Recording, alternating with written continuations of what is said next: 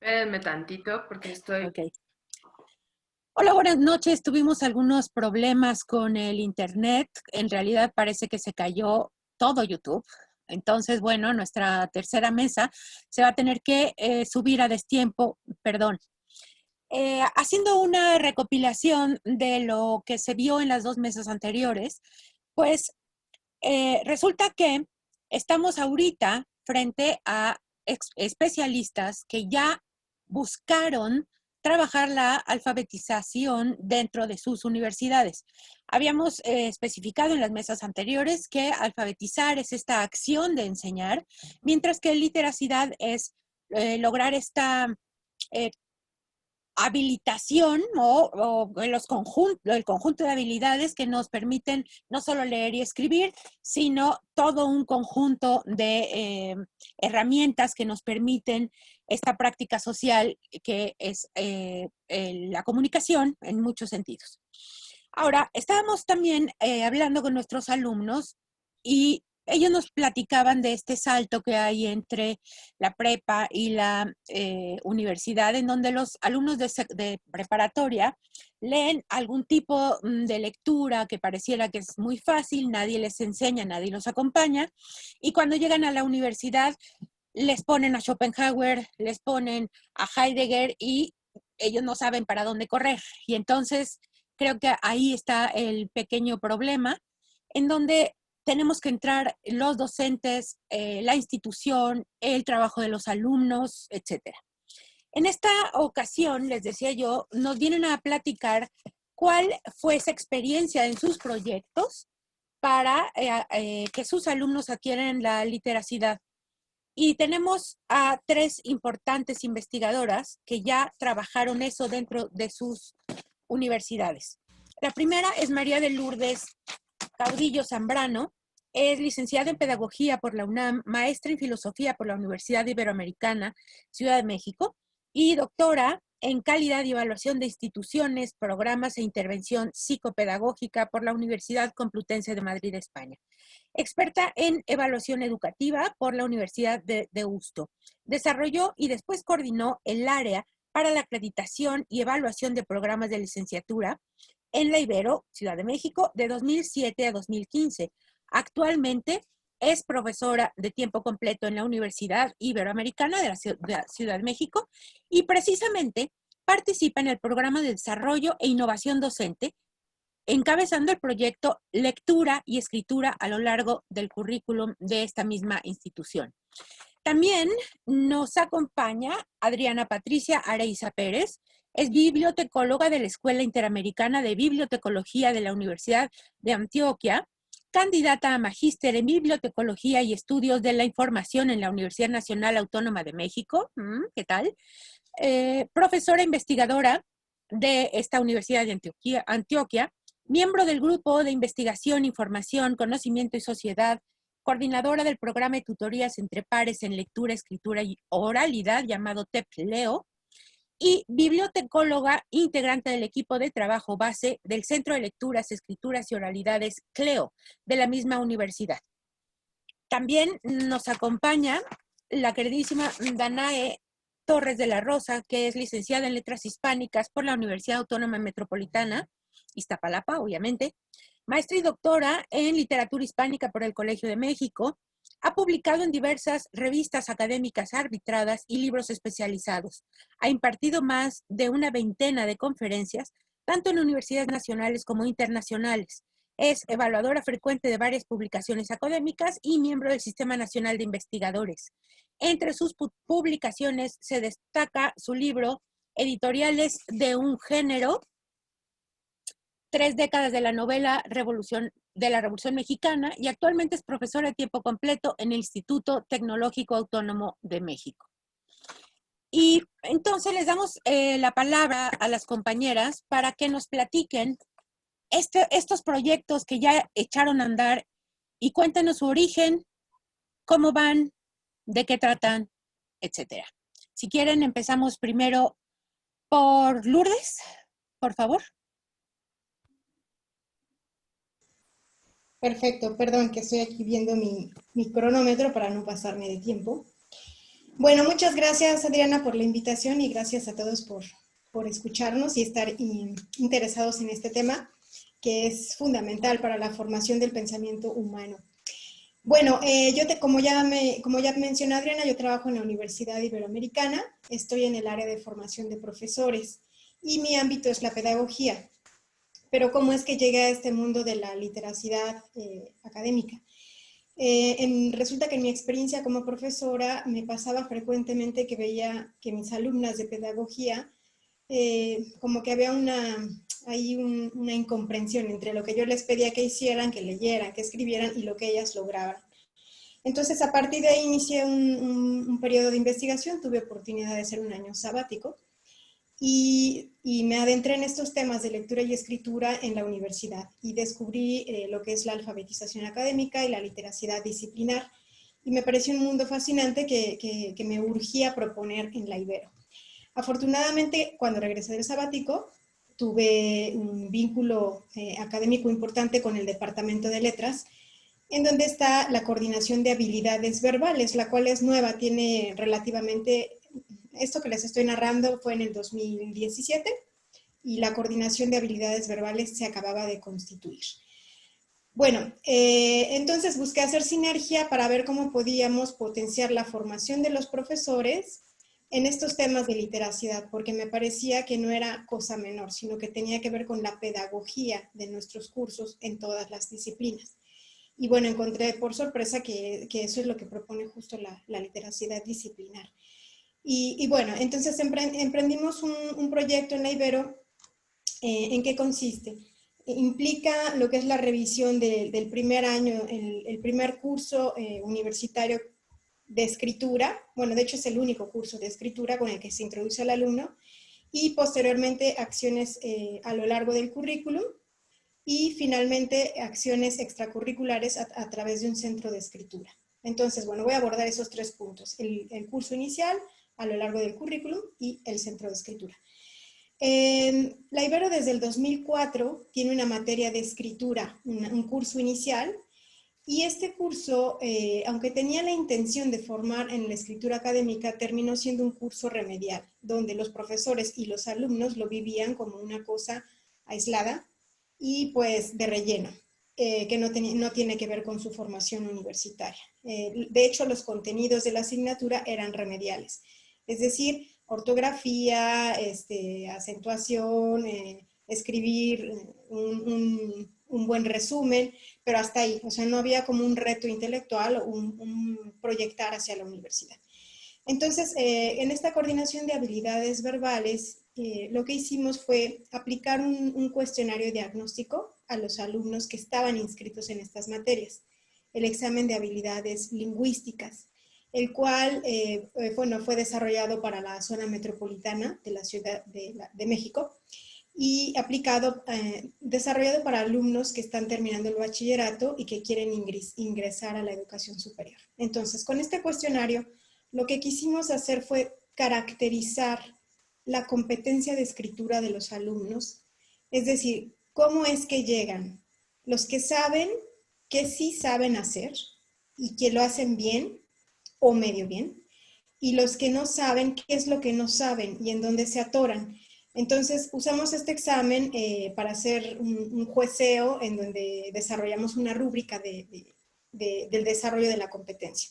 Entonces, identificamos distintos niveles de desempeño, distintas necesidades de aprendizaje, y esto lo revisamos junto con lo que es la competencia de escritura que está dentro de los planes de estudio de toda la universidad. Entonces, a partir de estos resultados, revisamos el contenido de la materia y lo rediseñamos todo. Es decir, buscamos, creo que este es el enfoque central del proyecto, hemos buscado transitar de un modelo remedial, o sea, la Ibero tenía algo, pero era remedial. Aislado, es tarea de algunos, y qué mal lo hacen, porque cuando llegan a las otras clases no lo saben hacer, ¿no?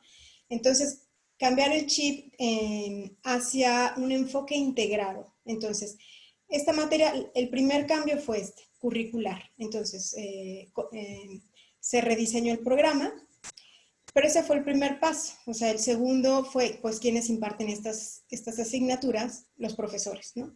Entonces, una vez hecho este cambio, nos dimos a la tarea de trabajar con los profes que imparten esta materia para hacer este cambio conceptual. Nosotros no estamos aquí remediando lo que la primaria o la secundaria no logró hacer, sino que estamos introduciendo al alumno a un contexto de conversación académica. O sea, cuáles son los movimientos de una escritura universitaria, lo que es el entrar en diálogo con otros autores, integrar sus ideas, expresar tu propia voz. Y bueno, parte de los objetivos de esta nueva materia es el desarrollar escritos argumentativos y expositivos, lo cual no existía antes y estamos muy contentos de que esto empiece a suceder. Entonces, con los profesores hemos estado trabajando este cambio de mentalidad. Este es un primer paso de cambio curricular y de cambio de formación de profesores.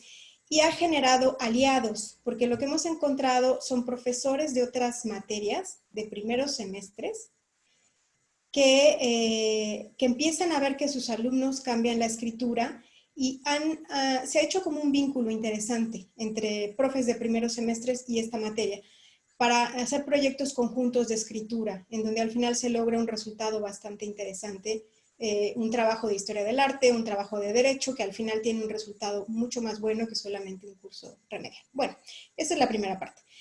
La segunda, curricularmente está puesta la intención de que haya 2 materias a lo largo del plan de estudios que desarrollen específicamente la escritura académica en la disciplina de cada carrera. Sin embargo, aunque está puesto curricularmente, no hemos llegado a dar el paso todavía de que suceda. Entonces, hay una intención, pero no existe todavía el asumir esto como una cultura.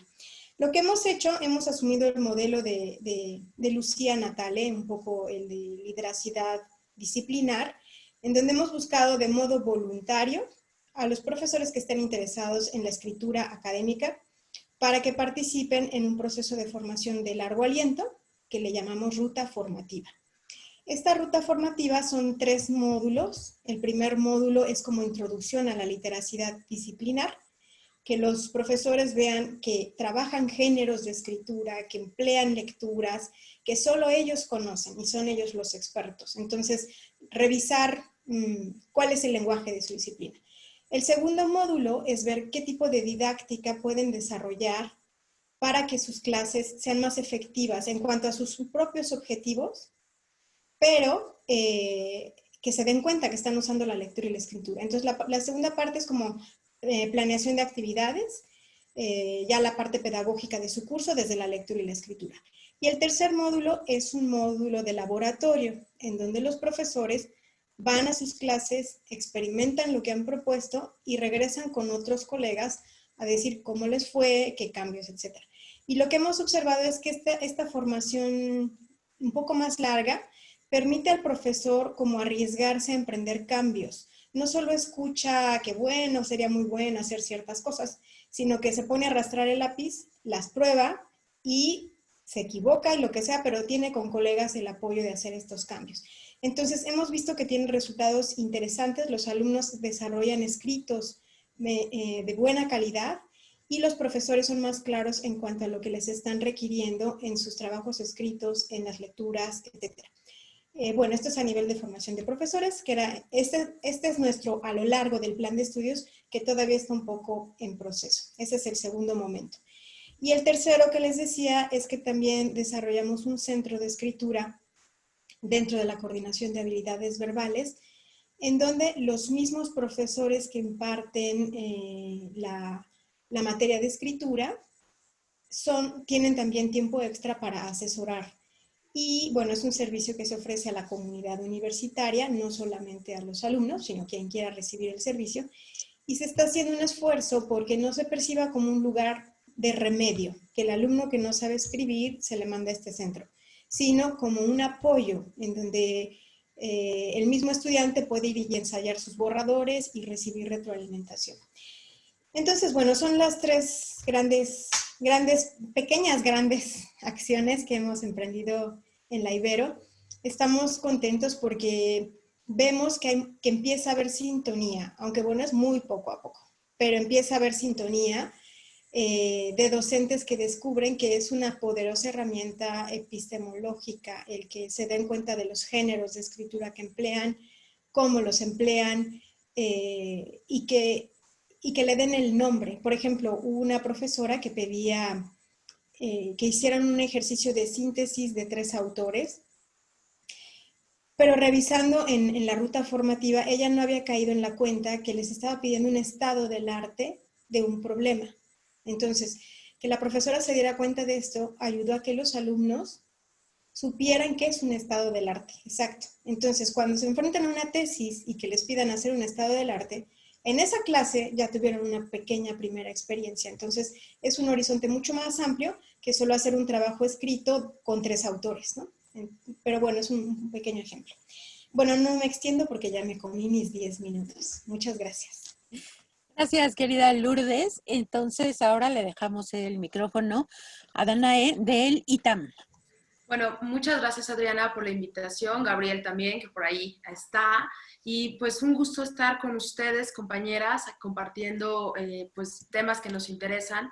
Y bueno, yo les cuento, yo entré en 2014 al ITAM, cuando estábamos como en el cambio entre el programa antiguo y el nuevo programa de escritura. Nuestro programa de escritura, ya el que estamos en este momento, arrancó en verano de 2015.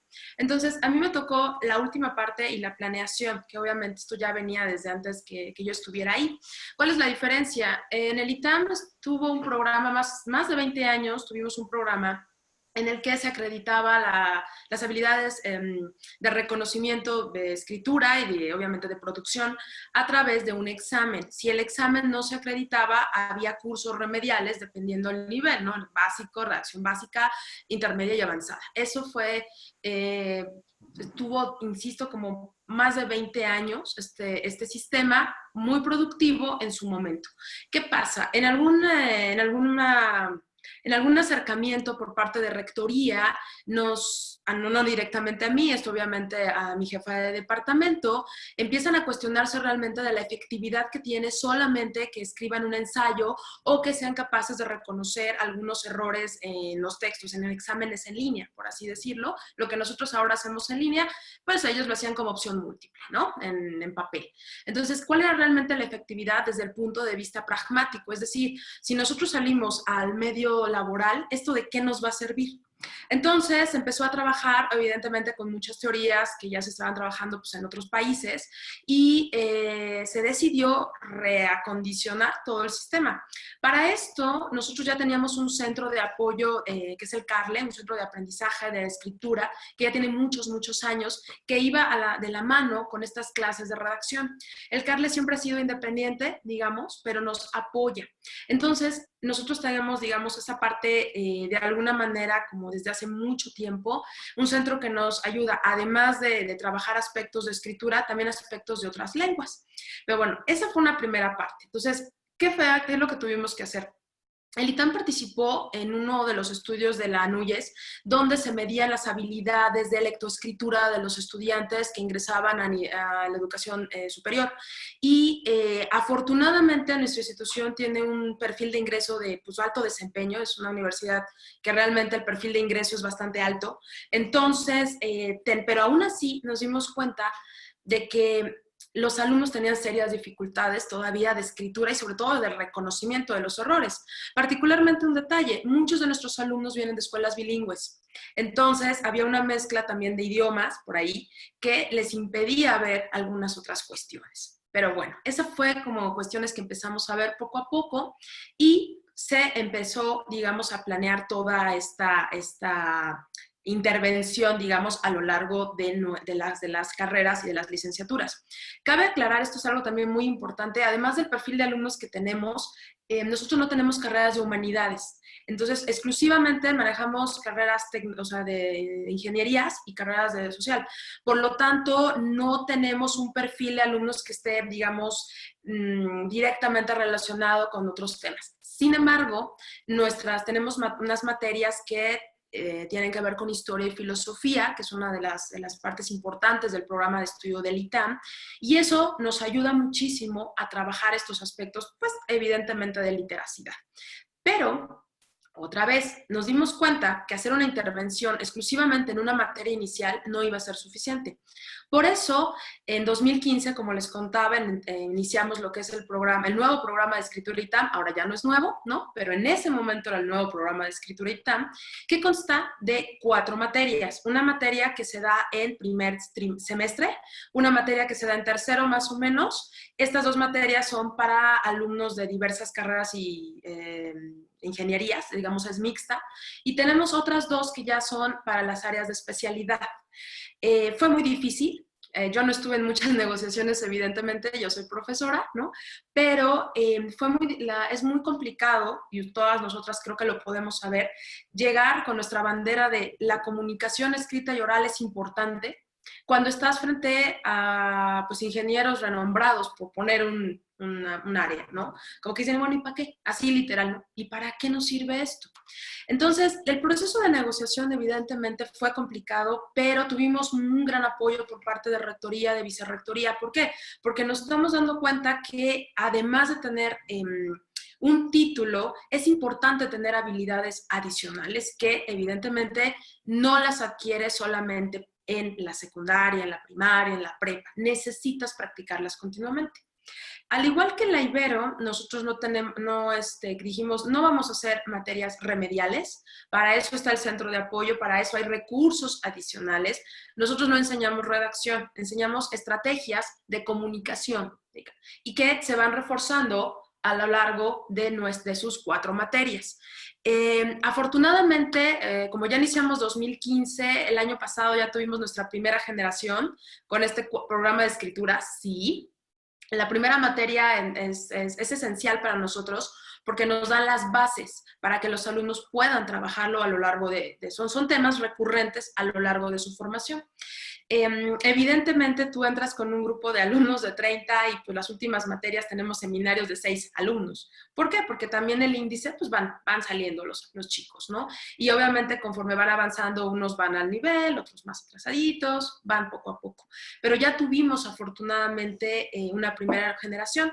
Les comento, esta primera materia que está en primer semestre para nosotros también es un filtro de entrada. ¿Por qué? Porque queremos saber cómo vienen. Es una materia obligatoria. Nosotros ya pasamos de empezar, digamos, como una materia que podrías acreditar por medio de un examen de ingreso, antes iniciamos así, a una materia que se nos solicitó que fuera obligatoria y que fuera promediable. Esto es muy importante. ¿Por qué? Porque los alumnos cuando empiezan con una materia que es no opcional, pero que tu calificación, aunque la repruebes, la puedes recursar 20 veces y no promedia, no la toman tan en serio. Hemos visto obviamente un cambio radical cuando ya promedia, ¿no? Cuando ya tiene un impacto en su calificación. Entonces, evidentemente el nivel subió muchísimo y los índices de reprobación bajaron considerablemente, porque los alumnos empezaron a tomar en cuenta todo esto. Ahorita les cuento un poco las impresiones de los alumnos, porque ahora sí hoy de hecho estaba revisando la tesis de uno de mis alumnos de matemáticas aplicadas. ¿Por qué digo esto? Porque yo tengo 6 años de no enseñar nada de literatura. O sea, hago investigación de literatura, pero tengo 6 años de no dar una clase de literatura, de lo que yo estudié. Pero he aprendido mucho a través de estos procesos que la vida misma me ha puesto y la curiosidad, creo también. Entonces, esta primera materia, como les contaba, no es simplemente nos da las bases. Es una materia que son 3 horas a la semana, es bastante. Posteriormente, las siguientes 3 materias son seminarios, por así decirlo, de 1 hora a la semana, lo cual desde el punto de vista pedagógico es todo un reto porque tienes que condensar la información, dar retroalimentación, dejar tareas y además todo en 1 hora, ¿no? Es complicado, sí, pero a la vez nosotros nos apoyamos mucho en las materias a las que van ancladas nuestras materias. ¿A qué me refiero con esto? Administrativamente, nosotros necesitamos materias que nos apoyen, digamos, para poder hacer este proceso de la literacidad mucho más efectivo. ¿Por qué? Porque estamos pensando no solo en el medio académico de los 4 o 5 años de licenciatura, estamos hablando de profesionalización de los alumnos y tenemos que entender cuál es nuestro perfil de alumnos y a dónde se dirigen. Por ejemplo, en mi caso, bueno, en el tercer semestre, materias diversas, Trabajamos temas también, textos que tienen que ver con, o géneros más bien, que tienen que ver con temas de filosofía, temas de historia, temas varios, que ellos mismos están desarrollando en sus otras clases. Sin embargo, cuando nosotros ya estamos en las terceras y cuartas materias, que son estrictamente relacionadas con su área de especialidad, tenemos que trabajar géneros que sean de su disciplina. Eso ha sido lo más complicado. ¿Por qué? Porque tenemos dos retos. Uno, no repetirnos, porque muchos de nuestros alumnos tienen 2 licenciaturas, por ejemplo, no se tiene administración con contaduría, entonces no podemos repetir los mismos contenidos porque tienen que tomar 2 materias. Eso es un reto muy complicado. Y 2, quizás el más importante, ¿cuáles son los géneros que estos alumnos trabajan cuando salen de la universidad? O sea, ¿qué hacen? Porque nosotros, como especialistas en pedagogía, en literatura, en lingüística, sabemos del ensayo, el resumen, la síntesis, la monografía, la tesis, lo que quieran. Pero allá afuera, ellos no trabajan un resumen. Ellos no trabajan un ensayo. ¿Qué trabajan? Entonces, el proceso de investigación, pues sí es como ir casi con todos los profes, preguntando, viendo materiales, analizando lo que realmente hacen, ¿no?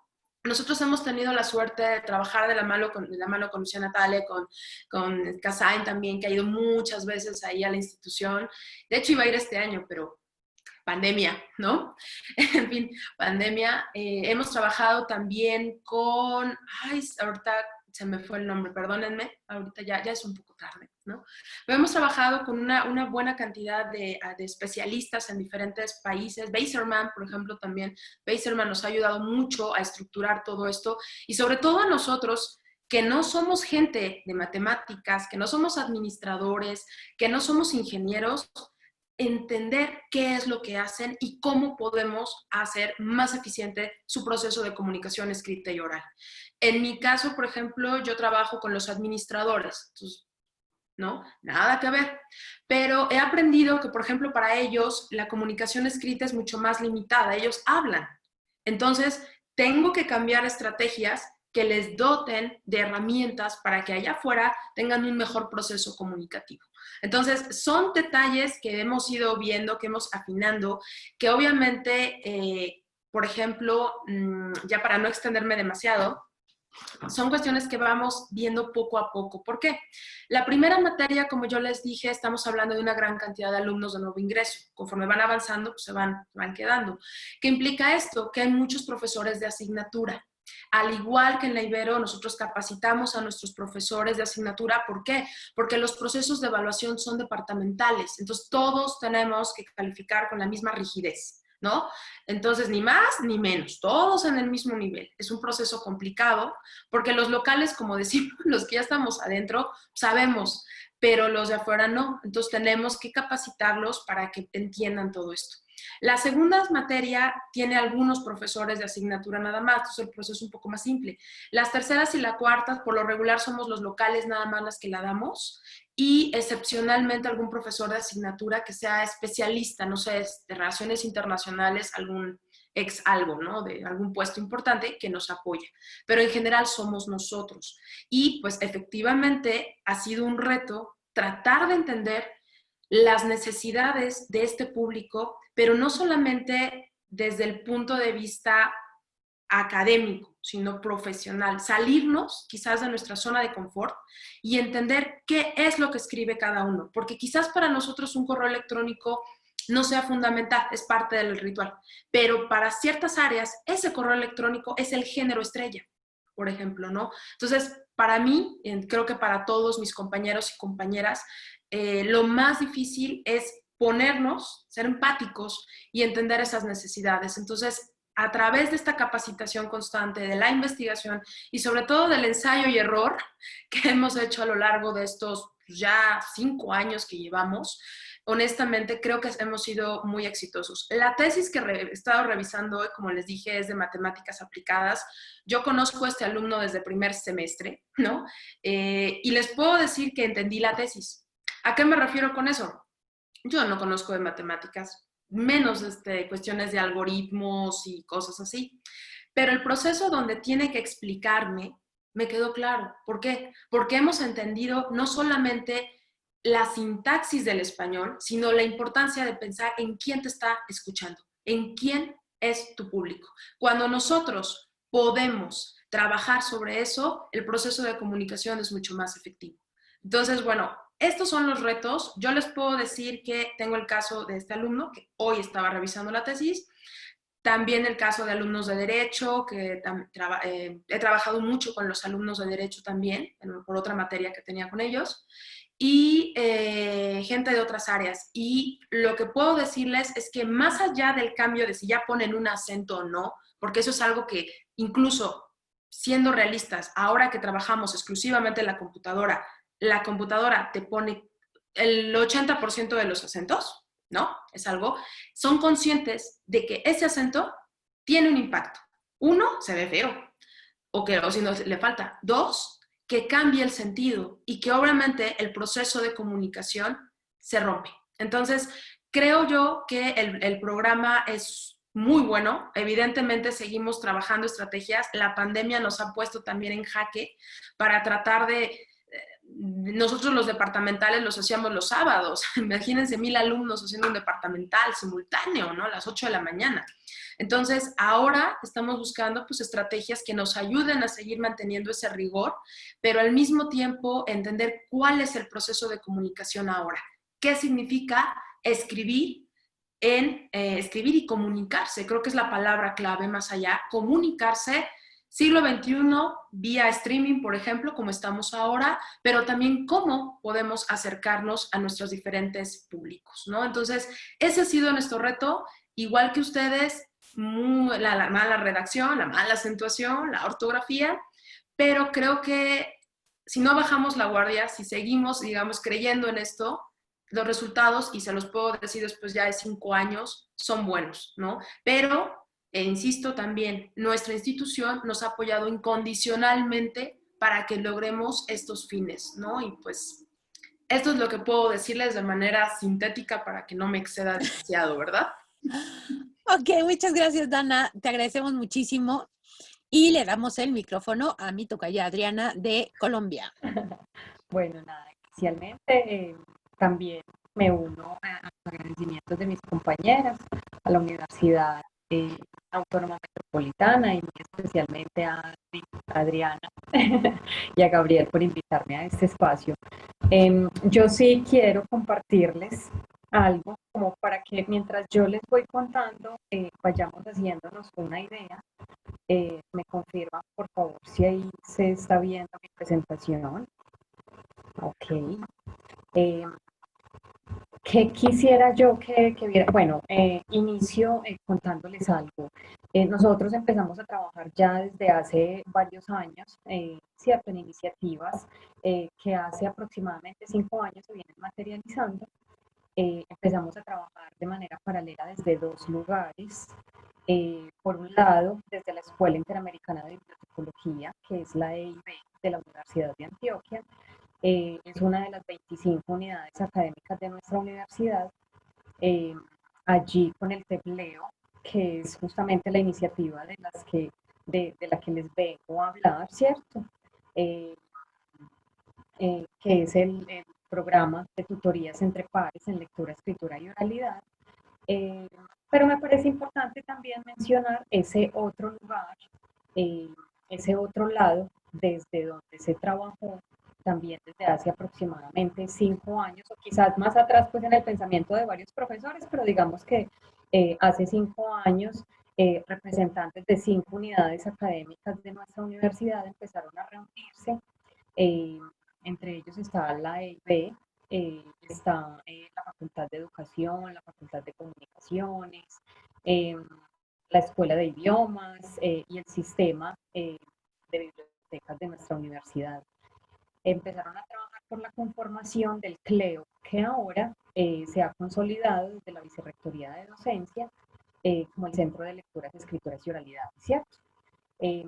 Específicamente entonces desde el programa TEPLEO, digamos que no tiene una fecha de inicio, porque incluso desde el 2014, perdón, desde el 2014, que es el año en el que propongo aquí en este camino, que por cierto no es recto, ¿cierto?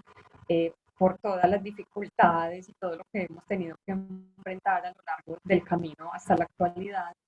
Eh, pero digamos que propongo esa fecha inicial porque es justamente en ese año eh, en el que algunos profesores empezamos a preguntarnos juntos sobre esas maneras en que podíamos acompañar a los estudiantes en el mejoramiento de sus prácticas académicas y también apoyar esa creación de vínculos eh, con la vida universitaria, ¿cierto? En ese entonces lo que hacíamos era identificar dentro de nuestros estudiantes, dentro de las asignaturas que nosotros orientábamos, a aquellos estudiantes que considerábamos tenían una mejor comprensión o una mejor apropiación de los contenidos que enseñábamos en las clases. Esto como lo evidenciábamos desde la cotidianidad de la práctica pedagógica, por supuesto, ¿cierto? Desde las evaluaciones orales y escritas, desde la participación de ellos en sus clases, desde la presentación de sus trabajos orales, ¿cierto? En público, desde la escritura de sus textos académicos también para ser valorados por los diferentes profes en las diferentes asignaturas. Entonces, la idea con ellos era que acompañaran a aquellos estudiantes de recién ingreso a la universidad en ese momento de transición, ¿cierto? Desde su paso de la secundaria a la institución universitaria, ¿cierto? O a quienes no les iba también con ese rigor académico universitario, ¿cierto? Y eso también se evidenciaba, por supuesto, como ustedes ya lo saben, a la hora de presentar sus trabajos, actividades evaluativas para las diferentes asignaturas. ¿Qué nos empezamos a dar cuenta? Que habían cambios en esos estudiantes, que habían cambios en el mejoramiento de sus prácticas en comparación con aquellos estudiantes que no eran acompañados, pero que presentaban dificultades similares, ¿cierto? Y esto lo evidenciábamos también con los comentarios entre los diferentes profesores, que estábamos pues también pensándonos como la iniciativa, por comentarios de los mismos estudiantes, evidenciado en el mejoramiento también de sus notas. Acá en este gráfico, digamos que por cada momento quise señalar que había una pregunta puntual, pero eso no quiere decir que hiciéramos como un alto en el camino para continuar, sino que más bien era un complemento que se daba a medida que se avanzaba como en el recorrido, ¿cierto? De esta propuesta, de esta iniciativa. No se ve la segunda página, Tocaya. No, ahí está, ahí está. Okay. Estoy hablando de la diferencia de años, ¿cierto? Que en cada año o en cada propuesta, en cada, eso es que, como ese pare ahí de las fechas que hago, se evidencia una pregunta que nos estábamos haciendo como justamente en esos momentos en el que caminábamos pues en el recorrer de esta iniciativa. Pasaron 2 años realizando el acompañamiento de esta manera. En el año 2016, justamente el CLEO, que es esa segunda iniciativa que les mencionaba ahora, lanza una convocatoria para que diferentes unidades académicas de la universidad presentaran estrategias que le apuntaran al fortalecimiento de las prácticas de lectura, escritura y oralidad de nuestra universidad. Allí nos presentamos con el CLEO, nos ganamos la convocatoria y en el 2017 iniciamos a pensarnos, a más bien a repensarnos el programa en conjunto con los estudiantes y allí, desde la voz de ellos también, desde las necesidades que ellos nos iban manifestando respecto de los procesos de acompañamiento que ellos llevaban a cabo con sus compañeros, empezamos a pensarnos entonces como profesores cómo apoyar un proceso formativo para que ellos llevaran a cabo de la mejor manera ese proceso de acompañamiento, ¿cierto? Allí empezamos también incluso a trabajar de la mano de coordinadores de bienestar universitario, porque lo que logramos, y ahora lo vamos a ver en una imagen más adelante, era una especie desde todos los frentes posibles, acompañar a ese estudiante en todo lo que tenía que ver con la vida académica universitaria, dentro de lo que por supuesto está lo académico y las prácticas de lectura, escritura y oralidad, ¿cierto? En el 2018, el tebleo se consolida dentro de la EIB como una asignatura electiva, y para finales de ese mismo año, el CLEO, desde la Vicerrectoría de Docencia, ya nos invita a participar, nos acoge, ¿cierto? Empezamos a trabajar juntos con la idea de llevar esta estrategia a otras unidades académicas de la universidad, pero no como una réplica, sino de manera situada, ¿cierto? Pensando en los diferentes contextos, en las diferentes asignaturas, en eso que nos mencionaba Dana ahora, esas diferentes maneras de leer, de escribir, de comunicarnos desde esas otras áreas de estudio, desde esas otras áreas del conocimiento, ¿cierto? Actualmente, entonces, el tebleo se expande dentro de la universidad, ya tenemos presencia en otras 3 unidades académicas, estamos en conversaciones con el centro, perdón, con la Facultad de Ciencias Farmacéuticas y Alimentarias, por ejemplo, estamos haciendo acompañamiento en la Facultad de Medicina, estamos trabajando con estudiantes de ingeniería, de educación física, de matemáticas, de antropología, bueno, etcétera, de los diferentes pregrados de la universidad. Incluso estamos en conversaciones para iniciar con la escuela de idiomas. En esta, mira, apenas pasa. En esta diapositiva que quería mostrarles, es que no me quiere pasar, se queda de tildada. Bueno, excúsenme.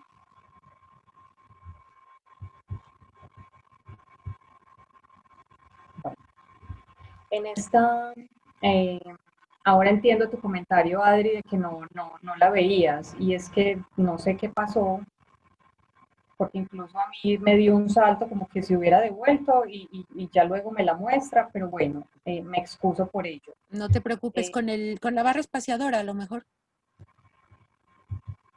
Bueno, acá en esta gráfica, ¿qué es lo que quiero mostrarles principalmente? 3 asuntos.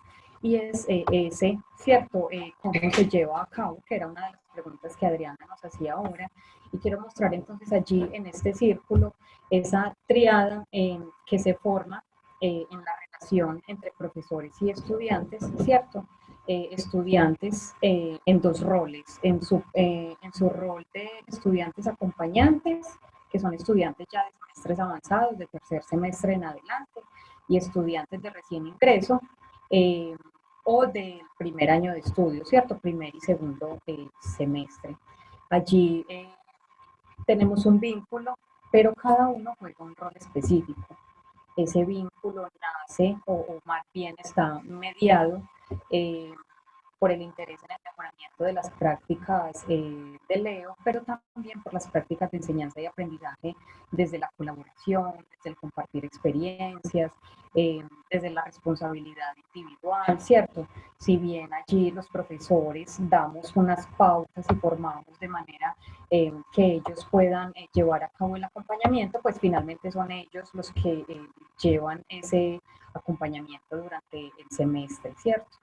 El segundo asunto que me parece importante mencionar acá es que se lleva a cabo un proceso formativo para los estudiantes acompañantes, ¿cierto? No solamente como asignatura en la EIB, sino desde las diferentes unidades académicas también hay un diseño de una apuesta formativa en la que hablamos de literacidad en la universidad, de las prácticas de Leo en la formación académica universitaria, de la Leo como prácticas socioculturales, del tebleo como una estrategia de acompañamiento en el lenguaje, ¿cierto? No como algo remedial, como también lo mencionaban mis 2 compañeras anteriores, sino como un asunto de verlo incluso como una propuesta pedagógica para dentro de la universidad, para los estudiantes, ¿cierto? En donde se dan esas relaciones pedagógicas, hablamos de la relación entre cuidado y acompañamiento, hacemos monitoreo y seguimiento durante todo el proceso de formación y también de acompañamiento.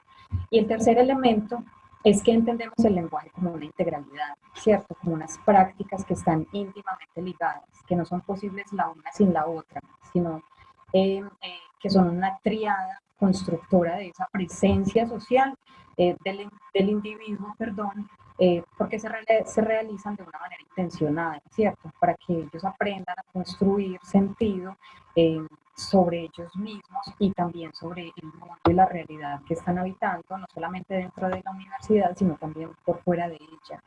Eh, Allí acompañamos de manera personalizada porque entendemos, como lo mencionaba Danae y no sé, algunos participantes en la mesa uno, y es que reconocemos que cada estudiante es un universo, que cada estudiante tiene unas formas particulares de enseñar y de aprender, que cada estudiante tiene una concepción diferente desde su experiencia de vida sobre las prácticas del ego, no solamente en la universidad, sino para la vida, ¿cierto? Y allí lo que buscamos no es que ellos repliquen lo que el estudiante avanzado les está aportando, ¿cierto? Sus prácticas, sino que más bien complementen aquello que ya tienen de la mejor manera posible, ¿cierto? Eh, bueno, yo creo que aquí, ya para cerrar, no sé si me extendí mucho y me excuso, pero es que es muy complicado condensar como tanta información en tan poquito tiempo. Yo creo que lo importante de todo esto es que no es una sola persona, no desde un solo rol quien puede trabajar por la literacidad en la universidad, ¿cierto? Sino un equipo de trabajo interdisciplinar que debemos juntarnos eh, desde nuestros diferentes saberes, desde nuestros diferentes enfoques, desde nuestras diferentes visiones para lograr acoger esa diversidad que hay en la universidad, justamente pensando en que cada estudiante es un universo diferente, ¿cierto? Reconociendo esas maneras eh, en las que se puede enseñar, aprender, comunicar y hacer uso del lenguaje.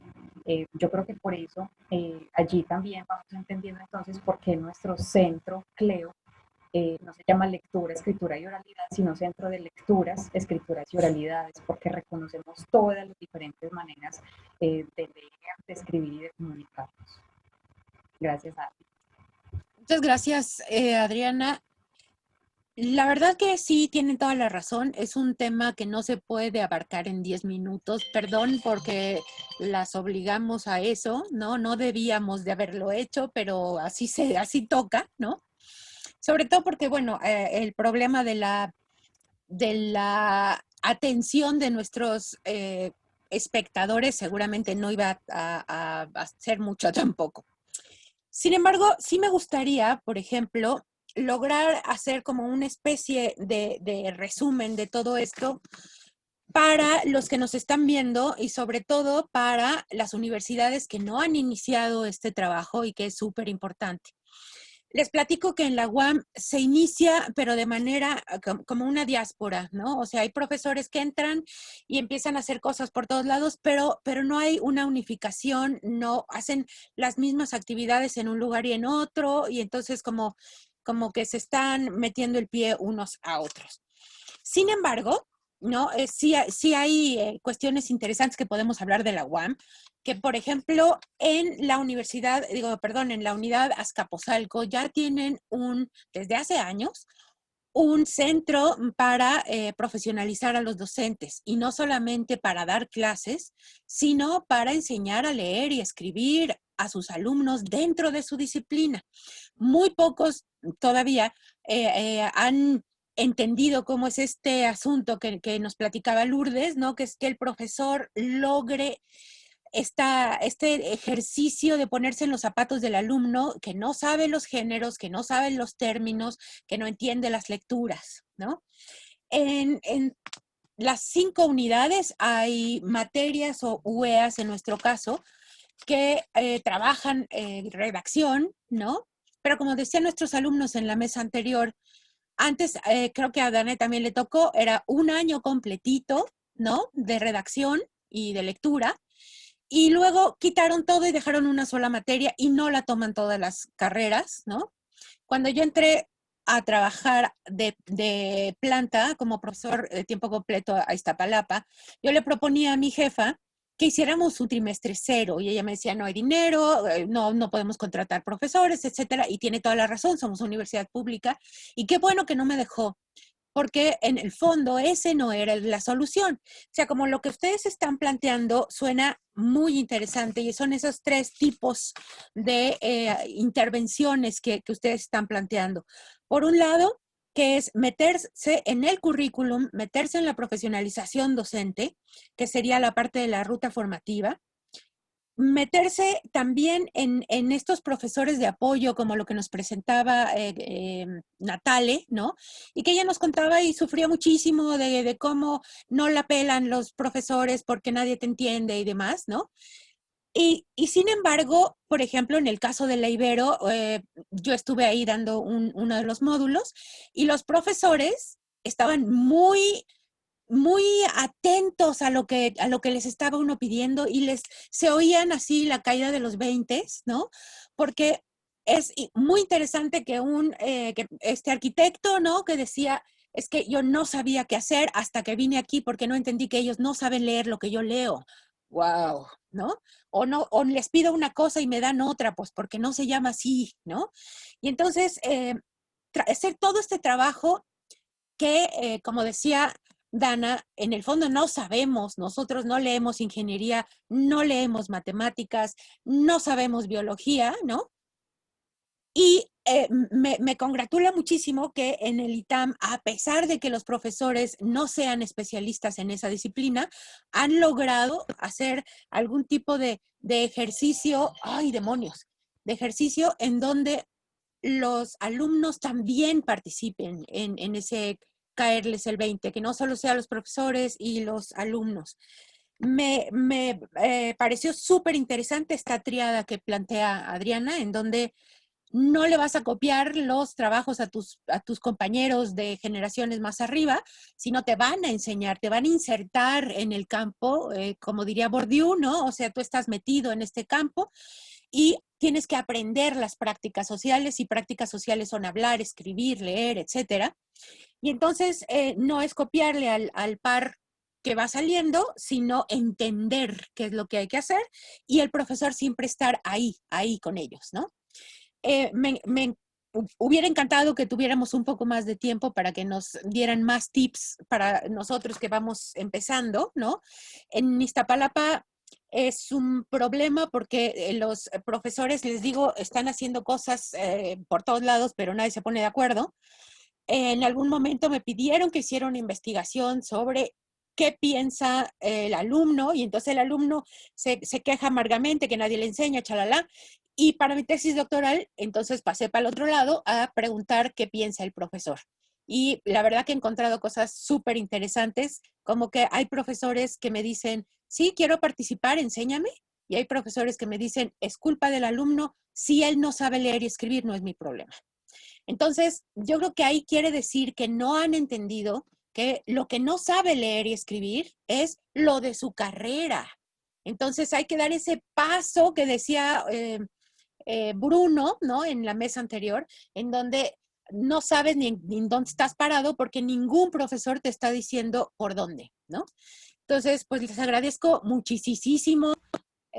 Nos estaremos viendo. Prometo que esto no se queda. Precisamente por eso le llamamos jornadas de lectura y escritura, porque la gente no sabía qué era literacidad y entonces preguntaba así, ¿pero de qué es tu evento, no?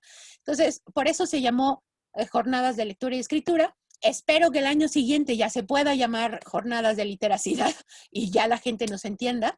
Y sobre todo, pues, que participemos como una red de universidades que a la mera, pues, lo que estamos haciendo es tratar de que la juventud empiece a hacer un trabajo que se nos había olvidado o lo habíamos dejado un poco olvidado, ¿no? Les agradezco muchísimo y les mando un beso a todos los lugares donde estén. Perdona, Laura, una última cosa. Dime. ¿Puedo decir una última cosa antes Claro de que terminar? sí, No, es claro que sí. sí, me faltó, gracias. Me faltó un dato súper importante. O sea, las rutas formativas, que es el modelo formativo que hemos asumido, voluntario, donde van los profesores, Alguien que ayudó mucho a la consolidación, bueno, ha sido tú, Adriana, porque de hecho nos acompañaste y bueno, perdón que lo omití, pero de hecho No, no. que tú nos acompañaste en el módulo 1 de la segunda edición de la ruta formativa. Y lo que hemos buscado es como una mirada externa de algún profe experto externo y en una ocasión nos acompañó Adriana. Y fue un caso de éxito, podemos decir. O sea, los profes que asistieron al final concluyeron el tercer módulo Uy, qué y bien. hicieron modificaciones en su docencia. Entonces, nada, quiero agradecer públicamente a Hombre, la gracias. doctora Adriana Hernández porque el proyecto Ibero también ha sido intervenido por él. Muchas gracias. Gracias a ti. Bueno, pues entonces les agradezco mucho y pues luego nos vemos y seguiremos trabajando juntos si les parece bien. Por supuesto que sí. Trabajar con todos y todas. Muchas gracias. Igualmente, Mucho un gusto abrazo también. para todas y para Gabriel. Vale. Gracias por la iniciativa. Feliz Buenas noche. noches. Buenas noches, bye. Gracias. Descansen.